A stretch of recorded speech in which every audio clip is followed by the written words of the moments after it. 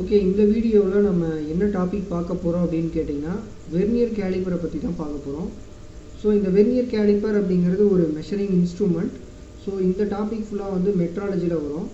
Okay, இப்போ vernier கேலிப்பரை பற்றின சில டீட்டெயில்ஸ் வந்து நம்ம பார்த்துடலாம். ஸோ இதுதான் வந்து வெர்னியர் கேலிப்பரோட ஸ்ட்ரக்சர்.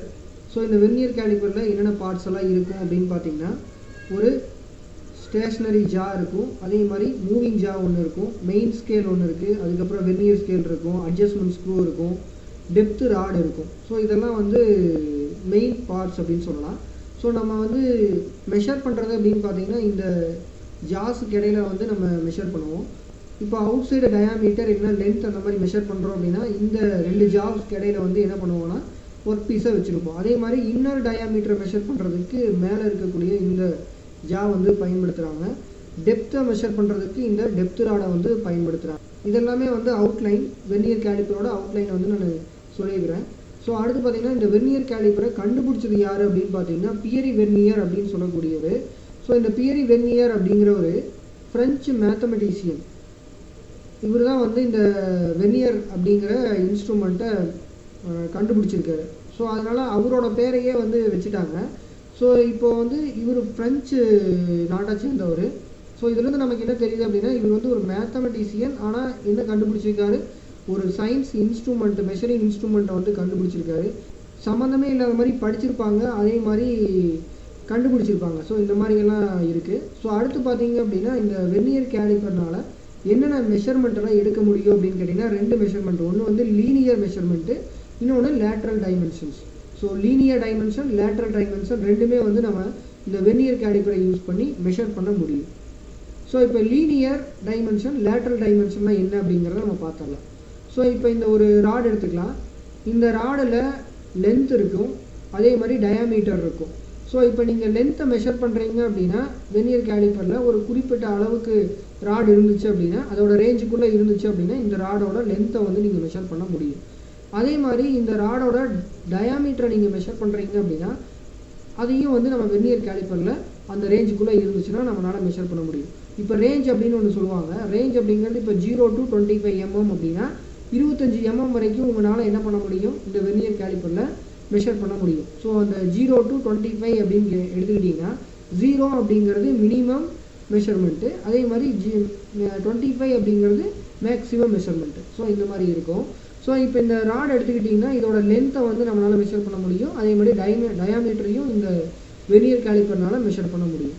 இப்போது லென்த்தை மெஷர் பண்ணிங்க அப்படின்னா அது வந்து லீனியர் டைமென்ஷனாக வரும், அதே மாதிரி டயாமீட்டரை மெஷர் பண்ணிங்கன்னா அது வந்து லேட்ரல் டைமென்ஷனாக வரும். சரி, இப்போ இந்த பிக்சர் பார்த்தீங்க அப்படின்னா இதில் வந்து ஒரு டெப்த் இருக்குது. ஸோ இது வந்து ரெக்டாங்கிள் ஆர் ஸ்கொயர் நீங்கள் எடுத்துக்கலாம். ஸோ இந்த ஒர்க் பீஸில் பார்த்தீங்கன்னா டெப்த் இருக்குது. ஸோ நான் ஆல்ரெடி உங்களுக்கு வெர்னியர் கேலிப்பர் ஸ்ட்ரக்சரில் சொல்லும்போது டெப்த்து ராடை பற்றி சொல்லியிருந்தேன். ஸோ இந்த டெப்த்து ராட் என்ன பண்ணுது அப்படின்னு பார்த்தீங்கன்னா எவ்வளவு டெப்த்து வந்து அந்த ஒர்க் பீஸ் இருக்குது அப்படிங்கிறத நம்ம வந்து மெஷர் பண்ணுறதுக்கு இந்த இதை பயன்படுத்திக்கலாம். ஸோ இந்த டெப்த்து ராடு கீழே போச்சு அப்படின்னா உங்களுக்கு வந்து எவ்வளவு கீழே போகுது அப்படிங்கிறத நம்ம என்ன பண்ணிக்கலாம், எவ்வளவு எம்எம் ஆழம் இருக்குது அப்படிங்கிறத, டெப்த் இருக்குது அப்படிங்கிறத நம்மளால் மெஷர் பண்ண முடியும். ஸோ இந்த டெப்த்தும் லென்த்தும் பார்த்தீங்க அப்படின்னா லீனியர் டைமென்ஷனில் வரும். லீனியர் அப்படின்னா நேர்கோட்டில் இருக்கிறது, நேராக இருக்கிறது அப்படிங்கிறது அந்த லீனியர் அப்படிங்கிறது. இப்போ லேட்ரல் டைமென்ஷன் பார்க்கலாம். ஸோ இந்த லேட்ரல் டைமென்ஷனில் பார்த்தீங்கன்னா டயாமீட்டரும் திக்னஸும் பார்த்தீங்கன்னா லேட்ரல் டைமென்ஷன். ஸோ இப்போ இந்த பிக்சர் பார்த்தீங்க அப்படின்னா ஒரு ரவுண்டு இருக்குது. இந்த ரவுண்டு நீங்கள் ராட் எடுத்துக்கிட்டீங்க அப்படின்னா இந்த ரவுண்டு ராடில் நீங்கள் என்ன பண்ணுவீங்க, டயாமீட்டரை மெஷர் பண்ணுவீங்க. ஸோ இப்போ இந்த டயாமீட்டரை மெஷர் பண்ணீங்க அப்படின்னா அது வந்து லீனியர் கிடையாது, லேட்ரல். ஸோ எப்படி அப்படின்னு பார்த்தீங்கன்னா இந்த ராடோட லென்த்துக்கு கிராஸ் ஆகி இருக்குது இல்லையா, அதனால இது வந்து லேட்ரல் டைமென்ஷன் வரும். அது கிராஸ் ஆகி இருந்துச்சுன்னா, லென்த்துக்கு கிராஸாக இருந்துச்சுன்னா அது வந்து லேட்ரல் டைமென்ஷன் நீங்கள் எடுத்துக்கலாம். ஸோ இப்போ இந்த ராடோட டயாமீட்டரை மெஷர் பண்ணுறாங்கன்னா அது வந்து லேட்ரல் டைமென்ஷனில் வரும். இப்போ இந்த பிக்சர் பார்த்தீங்க அப்படின்னா இது வந்து ஒரு ஹாலோ பைப்பு. இந்த ஹாலோ பைப்போட திக்னஸை வந்து மெஷர் பண்ணுறாங்க. ஸோ இந்த திக்னஸை மெஷர் பண்ணுறதும் பார்த்தீங்க அப்படின்னா லென்த்துக்கு கிராஸாக இருக்கிறதுனால இதுவும் பார்த்தீங்க அப்படின்னா லேட்ரல் டைமென்ஷன்.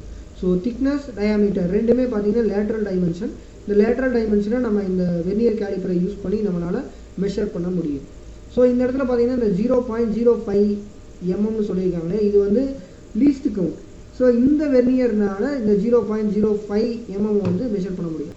இப்போ ஆக்சுவலாக ஒரு வெர்னியர் இருக்குது அப்படின்னா அந்த வெர்னியரோட அளவு பார்த்திங்கன்னா 0, 1, 2, 3 அந்த மாதிரி எம்எம்மில் மென்ஷன் பண்ணியிருந்தாங்க அப்படின்னா அதோட லீஸ்ட் கவுண்ட் அப்படின்னு பார்த்தீங்கன்னா 0.02 mm. லீஸ்ட் கவுண்ட் அப்படிங்கிறது என்னங்கிறத நான் சொல்கிறேன். இப்போ இதோட ரேஞ்சு பார்த்தீங்கன்னா 10லேருந்து 150 mm. ஸோ அதனால் இது 10 மினிமம் டைமென்ஷனே பார்த்தீங்கன்னா 10 mm இருக்கிற மாதிரி தான் நம்ம மினிமம் டைமென்ஷனே மெஷர் பண்ண முடியும். அதனால் இந்த வெர்னியரோட லீஸ்ட் கவுண்ட் அப்படிங்கிறது 0.05 mm. ஆனால் ஜென்ரலாக 0, 1, 2, 3 அந்த மாதிரி இருந்துச்சு அப்படின்னா அந்த வெர்னியரோட லீஸ்ட் கவுண்ட் வந்து 0.02 mm. இந்த வெர்னியர் கேலிப்பரில் பார்த்தீங்கன்னா 2 விதமான அளவுகள் கொடுத்துருப்பாங்க. ஒன்று வந்து இன்ச்சஸ்லேயும் ஒன்று வந்து எம்எம்லேயும். ஸோ மெட்ரிக்கும் இருக்கும், அதே மாதிரி இங்கிலீஷ் இதுலேயும் வந்து டைமென்ஷனும் கொடுத்துருப்பாங்க இந்த வெர்னியர் கேலிப்பரை. நீங்கள் என்ன பண்ணலாம்னா இன்ச்சஸ்லேயும் மெஷர் பண்ணலாம், எம்எம்லேயும் நீங்கள் வந்து மெஷர் பண்ண முடியும். அடுத்து வந்து இதோட மெட்டீரியல். ஸோ இந்த வெர்னியர் கேலிப்பரோட மெட்டீரியல் அப்படின்னு பார்த்தீங்கன்னா ஹை கார்பன் ஸ்டீல். இது வந்து ஃபுல்லாக வந்து கேஸ்டிங் பண்ணி மிஷினிங் பண்ணிக்குவாங்க. ஸோ மிஷினிங் பண்ணுறது பார்த்திங்க அப்படின்னா உங்களுக்கு ஹை கார்பன் ஸ்டீலில் வந்து மெட்டீரியலை எடுத்துக்குவாங்க. இந்த ஹை கார்பன் ஸ்டீலுக்கு வந்து ப்ராப்பர்ட்டிஸ் என்ன அப்படின்னு பார்த்தீங்கன்னா ஹை ஸ்ட்ரென்த்தாக இருக்கும், அதே மாதிரி வியர் ரெசிஸ்டன்ஸ் வந்து இருக்குது, மாடரேட் டக்டிலிட்டி இருக்குது. இதோட கார்பன் லெவல் பார்த்திங்கன்னா 0.6லேருந்து 2 வரைக்கும் இருக்குது. ஸோ வந்து ஹை ஸ்ட்ரென்த்தும் வியர் ரெசிஸ்டன்ஸும் இருக்கிறதுனால இந்த ஹை கார்பன் ஸ்டீலை வந்து எடுத்துக்கிறாங்க. அதே மாதிரி ஒரு இன்ஸ்ட்ருமெண்ட் இருக்குது, மெஷரிங் இன்ஸ்ட்ருமெண்ட் இருக்குது அப்படின்னா அந்த இன்ஸ்ட்ருமெண்ட் வந்து துருப்பிடிக்காமல் இருக்கணும். அதுக்கு பார்த்திங்க அப்படின்னா குரோம் வந்து ஆட் பண்ணிக்குவாங்க, குரோமியம் ஆட் பண்ணிக்குவாங்க. ஸோ இப்போ இந்த லீஸ்ட் கவுண்ட் அப்படிங்கிறது என்னென்னு பார்த்துடலாம். ஸோ இந்த லீஸ்ட் கவுண்ட் அப்படிங்கிறது ஸ்மாலஸ்ட் வேல்யூ.